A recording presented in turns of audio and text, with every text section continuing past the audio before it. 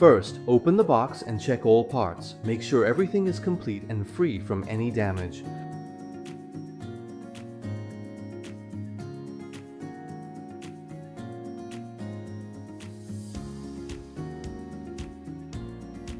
Now let's install the sterilizer.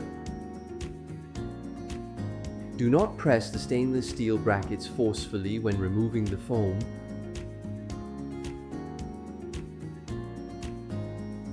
Next, take out the UV lamp and the floating base. Insert the lamp through the center of the base and make sure it fits snugly into the groove. Turn the buckles to secure the UV lamp to the base, then twist the top fastener to lock the buckles in place. The two buckles secure the base and the lamp firmly in place. No more worries about dropping during maintenance. After installing, you need to check whether the sterilizer and the floating base are installed stably.